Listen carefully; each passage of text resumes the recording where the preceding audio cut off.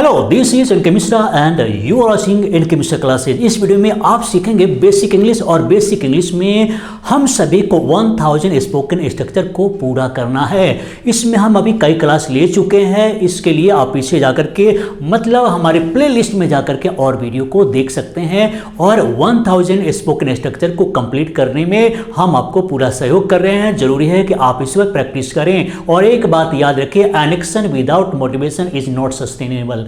अगर आप में प्रेरणा नहीं है, आप में कॉन्फिडेंस नहीं है, अगर आप नहीं करना चाहते हैं तो कोई भी समझाए, कोई भी पढ़ाए, आप नहीं सीख पाएंगे। एक बच्चा को देख लीजिए, एक छोटा सा बच्चा को चलना नहीं आता, फिर भी 1000 बार गिरता है और गिरने के बावजूद भी हिम्मत नहीं हारता है। फिर भी वो खड़ा होता है, गिरता है, खड़ा होता है, गिरता है और चलना सीख जाता है। नहीं चलकर जीने से अच्छा है कि एक बार चल लो 1000 बार गिर के।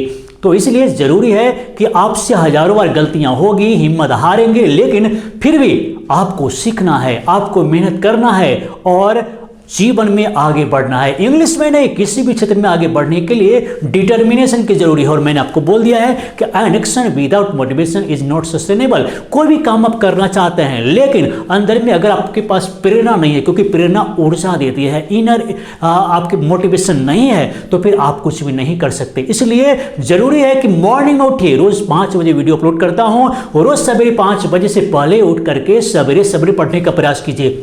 अगर सवेरे टाइम नहीं है तो कोई बात नहीं, जब आपको टाइम मिलता है देखिए, लेकिन नोट जरूर कीजिए। सिर्फ पढ़ना ही नहीं है, इसे नोट करना है, सीखना है, प्रैक्टिस करना है और स्पोकन और रिटन में इसका यूज करना है। तो आगे बढ़ने से पहले आप इस वीडियो को लाइक कर लीजिए और अगर पहली बार चैनल पर आए हैं तो इस चैनल को सब्सक्राइब कर लीजिए और बेल आइकन जरूर दबाइए। तो चलिए शुरू करते हैं।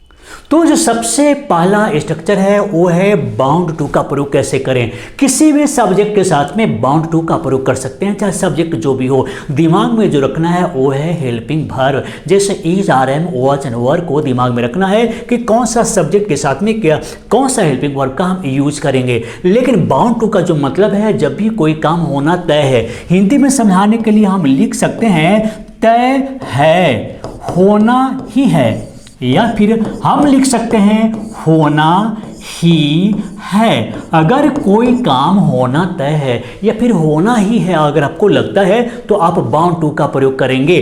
कैसे? जैसे you are bound to learn English. आपको अंग्रेजी सीखना ही है, आपको अंग्रेजी सीखना तय है, सीखेंगे ही। या फिर हम बोल सकते हैं she is bound to win the race. उसका रेस जितना तय है, वो उसका रेस जितना ही है, वो जीतेगी ही रेस।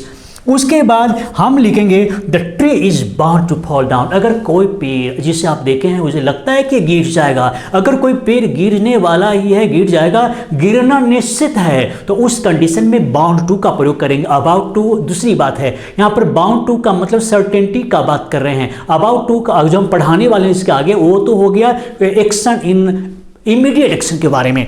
नेक्स्ट है यहाँ पर he is not bound to come today. उसका आना आज तय नहीं है, उसका आ जाना तय नहीं है, निश्चित नहीं है, कोई गारंटी नहीं है कि वो आज आएगा कि नहीं आएगा। उसके बाद is he bound to pass the exam. क्या उसका परीक्षा पास करना तय है, क्या उसका परीक्षा पास करना ही है। तो जब भी कोई काम सर्टेनिटी हो, जब भी आपको लगे कि तय है या फिर होना ही है किसी काम का, तो आप बाउंड टू का प्रयोग करेंगे। उसके बाद क्या है कि बाउंड टू बी। इसका मतलब क्या है, होना ही है, इसका मतलब भी होता है, लेकिन थोड़ा सा अंतर होगा।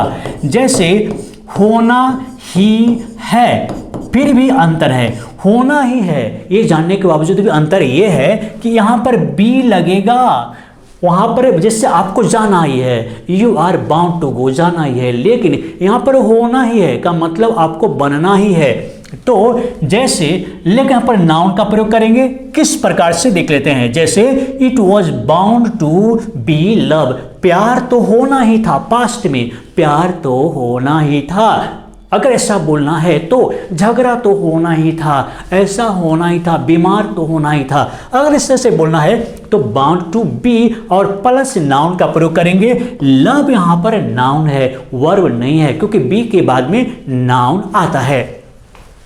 उसके बाद है he was bound to be a doctor. उसको डॉक्टर तो बनना ही था, जितना मेहनत कर रहा था उसे डॉक्टर बनना ही था। उसके बाद she is bound to be your wife. She is bound to be your wife, present में उसका तो तुम्हारी पत्नी बनना ही है, उससे तो तुम्हारी पत्नी बनना ही है, बनना तय है, बनेगी ही। या फिर it is bound to be rain today. अब यहाँ पर एक बात और हमेशा दिमाग में रखिए, रेन नाउन भी है और वर्ब भी, लेकिन जब भी बी के बाद में हम यूज करेंगे तो नाउन के रूप में भी यूज यहाँ पर कर सकते हैं जैसे, लेकिन वर्ब के रूप में तो यहाँ पर नहीं करेंगे। तो it is bound to be rain today, आज वर्षा होना ही है, आज वर्षा का होना तय है। या फिर the government is bound to be stable, सरकार का स्थिर होना तय है, सरकार का स्थिर होना तय है, होना ही है। स्थिर का मतलब है डगमग कभी सरकार गिर सकती है, लेकिन उसकी बात नहीं है, सरकार का स्थिर होना तय ही है। तो इस प्रकार बाउंड टू का प्रयोग कर सकते हैं। नेक्स्ट है आई एम अबाउट टू। जब आपको इमीडिएट एक्शन के बारे में बोलना हो कि something is going to take place in immediate action, मतलब बहुत जल्द ही, in no time something is going to take place in no time, कुछ भी घटित होने वाला है उसमें कोई टाइम लगेगा नहीं, अभी होगा, जल्दी होगा। यानी कि हम लिख सकते हैं होने को है, होने को, या फिर होने ही वाला।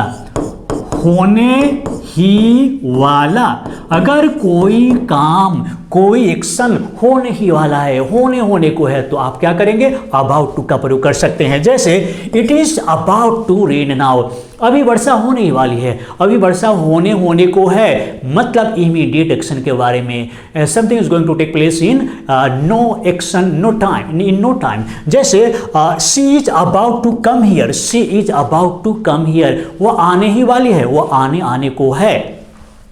The train is about to arrive, अगर आपको लगता है कि ट्रेन आने ही वाली है, कहीं मत जाओ, ट्रेन आने ही वाली है, जस्ट अभी आने वाली है, आने को है, तो उस कंडीशन में आप करेंगे the train is about to arrive, बोल सकते हैं। The tree is about to fall, the tree is about to fall, लगता है पेड़ गिरने ही वाला है, अब तब में गिरने वाला है, कभी भी गिर सकता है, हट जाओ उसके पास से, गिर जाएगा पेड़, तो उस कंडीशन में अबाउट टू का प्रयोग करेंगे।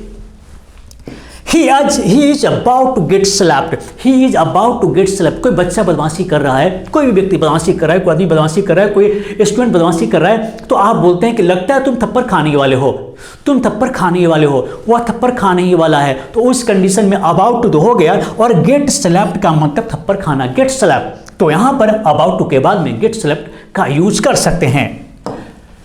उसके बाद पॉइज टू का प्रयोग कब करेंगे, जब भी आप जैसे बोलते हैं ready, I am ready to do this work, तो उस कंडीशन में पॉइज टू का प्रयोग कर सकते हैं। और खासकर न्यूज़पेपर में पॉइज टू का प्रयोग आप अक्सर देख सकते हैं। तो यहां पर पॉइज टू का मतलब है तैयार है, या फिर तैयार हो, इस तरह से आप बोल सकते हैं। जैसे I am poised to meet him today, मैं उससे आज मिलने के लिए तैयार हूं, मैं आज उससे मिलने के लिए तैयार हूं। नेक्स्ट है she is poised to marry you, और वह तुमसे शादी करने के लिए तैयार है। The government is poised to abolish the law, सरकार इस कानून को खत्म करने के लिए तैयार है। नेक्स्ट है you are not poised to obey your teacher, मतलब तुम अपने टीचर को ओबे, यानी टीचर का बात मानने के लिए तैयार नहीं हो। Is she poised to join the political party, क्या वह पॉलिटिकल पार्टी ज्वाइन करने के लिए तैयार है, क्या वह राजनीति पार्टी ज्वाइन करने के लिए तैयार है। तो रेडी नहीं बोल करके आप पॉइज टू का प्रयोग भी बोल सकते हैं। और उसके बाद हम देखते हैं likely to, it is likely to, जब भी किसी काम के होने की संभावना है, कोई काम हो सकती है, कैन का प्रयोग करते हैं, उसी प्रकार लाइकली टू का प्रयोग भी पॉसिबिलिटी को शो करने के लिए कर सकते हैं। जैसे संभव है कि ये काम हो, संभव है कि परीक्षा पास कर जाए, संभावना है। जैसे हम लिख सकते हैं संभावना है। जैसे it is likely to rain today, आज वर्षा होने की संभावना है, या फिर संभावना है कि आज वर्षा हो, संभावना है कि आज वर्षा हो। नेक्स्ट है the train is likely to arrive late, संभावना है कि आज ट्रेन लेट से आए, संभावना है कि ट्रेन लेट से आए। या फिर they are likely to pass exam, संभावना है कि वे लोग परीक्षा पास कर जाए, संभावना है, ऐसा लगता है कि परीक्षा पास कर जाएगा। जब भी पॉसिबिलिटीज को बताना हो तो कोई जरूरी नहीं कि कैन का प्रयोग हो, आप लाइकली टू का प्रयोग कर सकते हैं, लेकिन वही है कि इसके साथ आप हेल्पिंग वर्ब का यूज करेंगे। हेल्पिंग वर्ब मतलब is are am, was and were का प्रयोग करेंगे। Something bad is likely to happen here, something bad is likely to happen here. ऐसा लगता है कि यहाँ पर कुछ बुरा होने वाला है, संभावना है, पॉसिबिलिटीज है कि यहाँ पर कुछ बुरा होने वाला है। नेक्स्ट है you are likely to get slapped, you are likely to get slap. अब जैसे पहले बताए थे, अब यहाँ पर भी you are likely to get slap का मतलब है कि संभावना है कि तुम थप्पड़ खाओ, संभावना है, ऐसा लगता है कि तुम थप्पड़ खाओगे, तो उस कंडीशन में you are likely to get slapped भी बोल सकते हैं। उसी प्रकार हम आगे चलेंगे और आई लाइक द वे का तरीका, जैसे अगर बोलते हैं कि ये तरीका मुझे पसंद है, का तरीका पसंद है, जैसे हम लिखेंगे का तरीका पसंद है। जैसे सेंटेंस ग्रुप में देखेंगे आई like the way you speak in English, आप अंग्रेजी में जिस प्रकार बोलते हैं वो तरीका बहुत अच्छा लगता है मुझे पसंद है आपके अंग्रेजी में बोलने का तरीका। या फिर आप बोल सकते हैं आई like the way she sings a song, उसके गाना गाने का तरीका मुझे बहुत पसंद है, बहुत ही अच्छे तरीके से गाना गाती है। तो जब भी प्रशंसा करना हो, किसी को प्रेज करना हो, एडमायर करना हो, तो उस कंडीशन में ये सेंटेंस तो बहुत ही काम का होगा, इंप्रेसिव होगा। जैसे I like the way you speak, I like the way you walk, I like the way you behave with anybody, ऐसे बोल सकते हैं। उसके बाद I don't like the way you talk to anyone, मुझे बिल्कुल पसंद नहीं तुम जिस प्रकार किसी से बात करते हो, ये तो मुझे बिल्कुल पसंद नहीं है, तुम्हारा तरीका किसी से बात करने का बिल्कुल खराब है। अगर ऐसे बोलना हो तो I don't like the way you talk to anyone, I like the way she looks at me, I like the way she looks at me। जैसे हम बोलना चाहते हैं कि वह जिस प्रकार मुझ पर देखती है, जिस तरीके से मुझ पर देखती है मुझे अच्छा लगता है, तो इस तरह से बोलना है। नेक्स्ट है आई like the way you teach English, I like the way you teach English, जिस प्रकार आप अंग्रेजी पढ़ाते हैं मुझे पसंद है, आपके अंग्रेजी पढ़ाने का तरीका मुझे अच्छा लगता है। तो इस कंडीशन में आप लाइक द वे का प्रयोग कर सकते हैं। और सब्जेक्ट कोई जरूरी नहीं है कि आई ही हो, आई लाइक हो, she likes the way I talk to her, she likes the way I talk to her. Tense को दिमाग में रखना है और बाद बाकी जैसे तोड़ मरोड़ का सेंटेंस को आप बोल सकते हैं। उसके बाद है अकस्टम्ड टू, बिल्कुल आप इसे भी दिमाग में रखते हैं तो अच्छा है, क्योंकि जब भी किसी काम के लिए आप आदी हैं, अगर कोई किसी काम का आदी है का मतलब है अभ्यस्त है,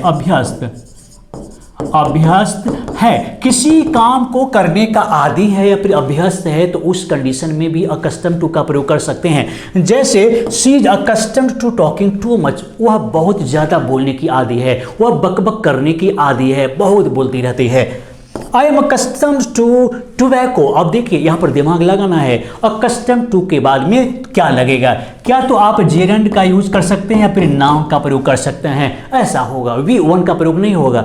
क्या तो वर्ब में आईएनजी लगाएंगे फिर नाउन का, जैसे देख लेते हैं I am accustomed to tobacco, मैं खैनी खाने का, टोबैको यानी कि खैनी तंबाकू का आदी हूँ। या फिर you are accustomed to coming late, आप लेट से आने के आदी हैं, आप देर से आते हैं, आप अभ्यस्त हो चुके हैं, आप देर से ही आते हैं। या फिर they are custom to making a noise, जो वे लोग हल्ला करने के आदी हैं, हल्ला गुल्ला करते रहते हैं, क्लास में बदमाशी करते रहते हैं। They are accustom to making a noise, वे लोग हल्ला करने का आदी है। नेक्स्ट है people are not custom to getting fool, और पीपल लोग मूर्ख बनने के आदी नहीं है, लोग मूर्ख बनने के मूर्ख बनने के आदी नहीं है। तो अकस्टम टू का मतलब उसी प्रकार होता है जैसे आप यूज्ड टू का प्रयोग करते हैं। उसी प्रकार हम आगे चलेंगे, प्लीज टू का प्रयोग करते हैं, लेकिन इसमें इंपॉर्टेंट चीज इसके आगे बताने जा रहे हैं कि प्लीज टू हैव का प्रयोग क्यों करेंगे, कब करेंगे और इसके प्रयोग में भी क्या सावधानी बरतनी चाहिए, सावधानी क्या बरतनी चाहिए सो देख लेते हैं। तो पहले तो हम देख लेंगे कि आई एम प्लीज टू का प्रयोग कब करेंगे। जैसे मुझे खुशी हुई, मुझे खुशी हुई यानी कि किसी काम को करके आपको खुशी होती है तो आप कैसे यूज करेंगे, कैसे एक्सप्रेस करेंगे, देख लेते हैं। I am please to meet you, अगर किसी से वर्तमान में अभी मैं आपसे मिल रहा हूं तो अभी मैं बोल सकता हूं कि I am please to meet you, I am please to talk to you, I am please to look you, see you, सब बोल सकते हैं क्योंकि अभी की बात हो रही है, वर्तमान की बात हो रही है। लेकिन वही कोई काम पास्ट में करेंगे तो कैसे करेंगे वो हम अभी बताने वाले हैं। लेकिन फिर से देखते हैं, I am please to be here, अगर आप किसी स्टेज पर है, किसी के सामने है, जैसे हम अभी आपके सामने हैं तो हम बोल सकते हैं I am please to be here, I am please to be here का मतलब मैं अभी आपके सामने हूँ, अभी यहाँ पर हूँ तो मुझे अच्छा लग रहा है। जैसे she is please to talk to you, उससे तुमसे बात करके खुशी हुई, अभी की बात, अभी जस्ट वो तुमसे बात की है, उसे खुशी हुई। They are please to be in the classroom, वे लोग क्लासरूम में बैठे हुए हैं और उन्हें अच्छा लग रहा है। They are please to be in the classroom, वे लोग क्लास में बैठे हुए हैं उन्हें अच्छा लग रहा है। या फिर he is please to see you, he is please to see you, या इसका ये भी मतलब है कि वह तुमसे मिल करके या तुम्हें देख करके, ऐसे सी मतलब मिलना भी होता है, तो वह तुमसे मिल करके खुश है। लेकिन अब थोड़ा सा अंतर देख लेते हैं, थोड़ा सा अंतर है please to have plus V3, और ये इंपॉर्टेंट है, ये दिमाग चकराने वाला है, सबको जानना जरूरी है क्योंकि ये आप लोग गलती कर सकते हैं। जैसे इसका मतलब यह है कि खुश हूं, सॉरी, इसका मतलब ये खुश हूं, लेकिन कैसे देख लेते हैं, खुश हूं कैसे देख लेते हैं। जैसे अगर मान लीजिए कि मैं आपको अंग्रेजी पढ़ा करके खुश हूं, अगर मान लीजिए पास्ट में या कुछ समय पहले की बात है, कोई काम करके मुझे खुशी मिली है पास्ट में करके, तो उस कंडीशन में थोड़ा सा नियम अलग है, वो देख लीजिए।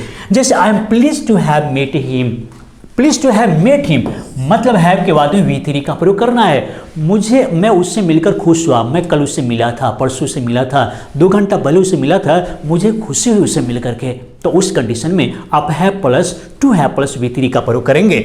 जैसे she is please to have got a gift by me, वह मुझसे गिफ्ट पा करके खुश है, वह मुझसे गिफ्ट पा करके खुश है। और गिफ्ट में कब दिया, हो सकता है कि कल परसों दिए होंगे, हो सकता है सवेरे दिए होंगे, यानी पास्ट की घटना है और वो हमसे गिफ्ट पा करके खुश है। I am please to have been to Nepal, मैं नेपाल जाकर खुश हूँ, नेपाल से गया ना हूँ, जाऊँगा जरूर। जो भी नेपाल के लोग हैं, बस नेपाल के जो मेरे मित्र हैं, याद रखें मैं नेपाल आऊँगा, आप लोगों से भी मिलूंगा, तो नेपाल जाना है, काठमांडू घूमना है हमें। तो लेकिन सेंटेंस ही बना दिए कि I am please to have been to Nepal. Have been का मतलब तो बता चुके हैं कई बार, फिर बताएंगे, पास्ट में हम कहीं जा चुके हैं, उसके लिए हैव बीन का प्रयोग करेंगे। तो I have been to, I am please to have been to Nepal, और मैं नेपाल जाकर खुश हूँ, मतलब पास्ट में कभी कोई नेपाल गया, वो बोला है कि मैं नेपाल जाकर के खुश हूं। उसके बाद I am not please to have talked to him, मुझे उससे बात करके कोई खुशी नहीं हुई, मुझे उससे बात करके खुशी नहीं हुई। नेक्स्ट है are you please to have won the match, are you please to have won the match, क्या आप मैच जीत करके खुश हैं। लेकर ये कंडीशन पहले बता चुके हैं कि पास्ट में होगा, प्रेजेंट में अभी जस्ट नहीं, बल्कि पास्ट में कोई आदमी मैच जीत करके खुश हुआ, उसके बारे में पूछ रहे हैं। तो उसी प्रकार अब आगे चलते हैं, और आज का क्वेश्चन क्या है, क्योंकि क्वेश्चन पूछना जरूरी होता है हमेशा। आप क्या पढ़ते हैं, कितना सीखते हैं, ये जानना मेरे लिए भी जरूरी है। तो आज का सवाल है, आज वर्षा होना ही है, दिमाग चकरा रहा है कि आज वर्षा होना ही है, इसमें क्या यूज होगा, कौन सा रूल यूज होगा, ये जरूरी है। तो आज वर्षा होना ही है, बहुत सचमुच गजब है। आप इसे कैसे लिखेंगे, इट का प्रयोग तो जरूर होगा, इट का प्रयोग जरूर होगा, अब करेंगे, लेकिन हिंट्स देते हैं कि अबाउट टू का प्रयोग होगा या फिर बाउंड टू का प्रयोग होगा। गलती नहीं होना चाहिए, आप दोबारा वीडियो को देखिए, समझिए, लेकिन गलती नहीं होना चाहिए। और हम एक डिटर्मिनेशन किए हैं कि आपको 1000 स्पोकन स्ट्रक्चर सिखा के छोड़ेंगे, तो ज़रूरी है कि हम तो आपके लिए मेहनत करते ही हैं, आप भी मेहनत कीजिए। जब भी कोई वीडियो अपलोड करते हैं तो उसे ज़रूर देखिए, क्योंकि अगर आप जानते भी आप हमारे पुराने स्टूडेंट हैं, फिर भी आपको उसमें से कुछ तो मिलेगा ही, तो उसे नोट कर लेना है, क्योंकि थोड़ा थोड़ा करके ही आप बहुत सारे ज्ञान को अर्जन कर सकते हैं। तो ज़रूरी है कि रेगुलरिटीज़ को बनाए रखिए। तो चलिए दोस्तों, इस वीडियो को देखने के लिए, लाइक करने के लिए और शेयर करने के लिए आप सभी को बहुत बहुत धन्यवाद।